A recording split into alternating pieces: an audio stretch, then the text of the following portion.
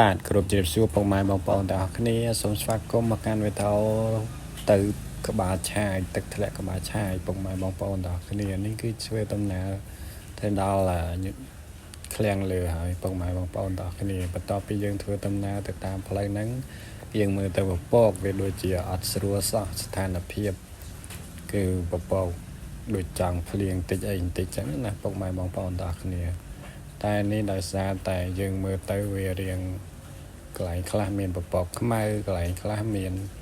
នេះពពកក្រាស់ចេះអ្នកទាំងអស់គ្នាហើយយើងកាន់តែធ្វើដំណើរទៅពពកហ្នឹងវាកាន់តែដូចជាស្ទុំធ្លាក់ទៀបទៅចឹងណាហើយមើលស្ថានភាពផ្លូវទៅក្បាលឆាយគឺមានការឈូសឆាយធ្វើផ្លូវ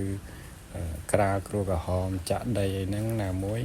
ប្រហែលថ្ងៃមុនហ្នឹងក៏វាមានភ្លៀងដែរហើយនេះមើលស្ថានភាពទឹកអាងទឹកនៅក្បាលឆាយអញ្ចឹងណាពុកម៉ែបងប្អូនទាំងអស់គ្នាហើយផ្លូវក៏រៀងពិបាកដែរពុកម៉ែបងប្អូនទាំងអស់គ្នាពួក2ថ្ងៃមុន3ថ្ងៃមុនគឺភ្លៀងជាប់រហូតនៅកំពង់សោមអញ្ចឹងហើយថ្ងៃនេះទំបើកថ្ងៃសាលាប្រហែលជា1ម៉ោងទៅ2ម៉ោងអញ្ចឹងហើយធ្វើឲ្យវាស្ងួតដីតែបន្តិចតែប៉ុណ្ណោះហើយយើងក៏នៅតែធ្វើដំណើរតទៅទៀតដែរហើយការធ្វើដំណើររបស់យើងគឺកាន់តែទៅមកម្ដងតិចហើយមើលផ្លូវនេះអ្នកទាំងអស់គ្នាប៉ះតែភ្លៀងមកគឺប្រកាសជាជាប់ហើយម៉ូតូហើយមើលទៅដីក៏ហមឡើងបែកផ្លូវសិតតែបែកវល់ហ្មងណាហើយយើងក៏ធ្វើដំណើរទៅដល់ពាក់កណ្ដាលដល់កន្លែងគេកាប់សវត្តម៉ូតូអីចឹងណាបងម៉ែបងប្អូនទាំងអស់គ្នាហើយស្រាប់តែយើងបងថ្លៃសវត្តបងអីហើយនេះអ្នកទាំងអស់គ្នាដល់កន្លែងយើងទិញសវត្តដើម្បីចូលទឹកធ្លាក់ក្បាលឆាយហ្នឹងណាប៉ុន្តែដល់យើង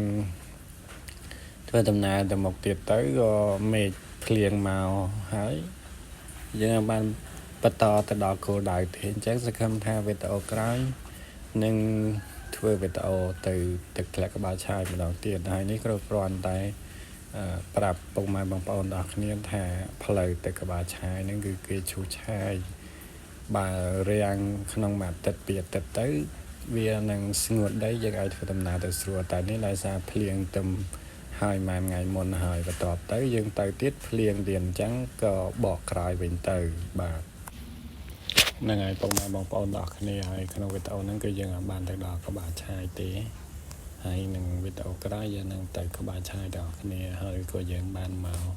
ជួបលោកអ៊ំគាត់លក់ទឹកកកឈូសហើយយើងក៏បានជួយទិញគាត់ម្នាក់មួយកែវអញ្ចឹងណាពុកម៉ែបងប្អូនទាំងអស់គ្នាហើយនិយាយពីទឹកកកឈូសរបស់គាត់វិញនោះគឺមានជាតិឆ្ងាញ់គឺខាងក្រោមនេះគឺមានសណ្តែកអញ្ចឹងណាពុកម៉ែបងប្អូនទាំងអស់គ្នាហើយគឺតែទឹកកកឈូសគាត់ហ្នឹងគឺប្លែកមែនតើគឺដាក់សណ្តែកនៅក្រោមហើយគាត់ឈូសដាក់ទឹកកកនឹងពីលើហើយក៏បានដាក់ទឹកស្ករទឹកអីចឹងមកណាពុកម៉ែបងប្អូនទាំងអស់គ្នាហើយតម្លៃក៏សមរម្យទៀតពុកម៉ែហើយក៏បានថែមក្រែនឌៀនគេហៅថាទឹកសេរ៉ូហើយនឹងស៊ីកាសេរ៉ាប់អីហ្នឹងទឹកស្ករហ្នឹងពុកម៉ែបងប្អូនទាំងអស់គ្នាបន្ថែមមកយើងបើថាយើងតែការផ្អែមក៏ដាក់ឲ្យផ្អែមចឹងណាហើយមានទឹកដោះគោខាប់ហើយមានគ្រឿងផ្សំរបស់គាត់នេះពុកម៉ែបងប្អូន